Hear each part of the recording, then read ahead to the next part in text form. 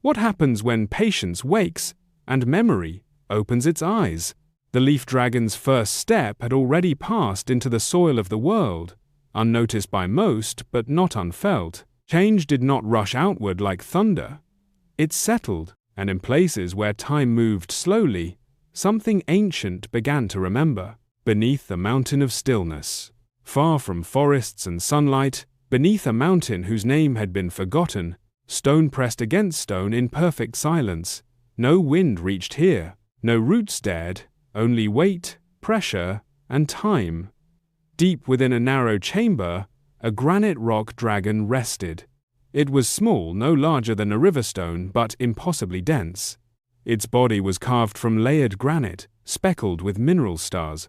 Its wings were thick plates, folded tight, never fluttering, never wasting movement. The rock dragon had not moved in hundreds of years, not because it could not, because it did not need to. But now something nudged the edges of its awareness. Not a sound, not a quake, a shift. The dragon opened one eye. That eye was not bright. It did not glow. It absorbed light, instead, pulling meaning from pressure and vibration. And what it sensed caused the mountain to settle just a fraction deeper into the earth.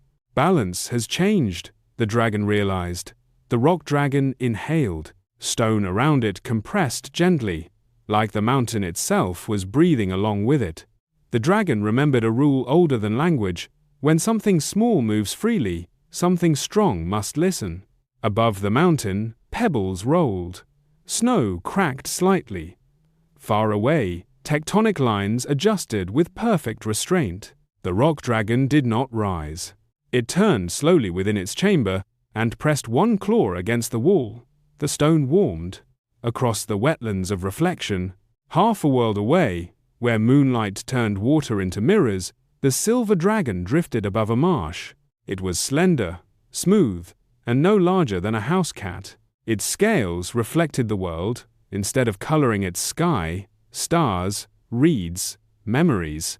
Its eyes were pale and deep, as if always focused on something just behind the present moment. The silver dragon was awake but listening. Moonlight touched its back, and the dragon paused mid-glide. Something familiar brushed its thoughts. A feeling from long ago, a moment before memory. The dragon landed on a smooth stone by the water's edge and curled its tail around itself.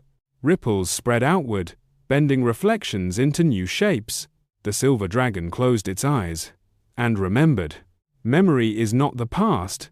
Long before humans told dragon stories, silver dragons had been watchers, not guardians of treasure, but keepers of remembrance. They did not hoard gold. They held echoes, every footstep taken with intention, every promise whispered and kept, every apology meant but never spoken. The silver dragon remembered the first leaf dragon, not this one, but the idea of it, the concept of renewal taking form. And now, once again, something had begun. The silver dragon lifted its head and gazed at the moon. The reflection blinked back just slightly delayed. That was never a coincidence. The living atlas observes. Between mountain and marsh, between stone and silver, the living atlas turned another page. Its pages were not paper. They were layered moments, experiences folding into one another. Two listeners awaken, the atlas recorded. One remembers strength.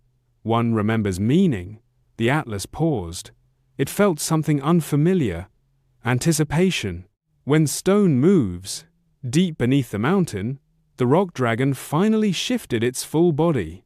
The movement was so slow that no creature above noticed. But within the earth, pressure redistributed like a sigh of relief. The dragon emerged from its chamber, pushing through stone that parted willingly, as if recognizing an old authority. As it moved, tiny cracks filled themselves, fault lines smoothed, the mountain became comfortable again. The rock dragon reached a cavern where ancient crystals grew. It touched one with its snout. A pulse traveled outward. Across valleys, bridges held longer. Cliff faces stabilized. Old ruins stopped crumbling just enough. The dragon was not repairing. It was allowing endurance. When silver speaks, The silver dragon lifted from the marsh and followed Moonlight across water and land.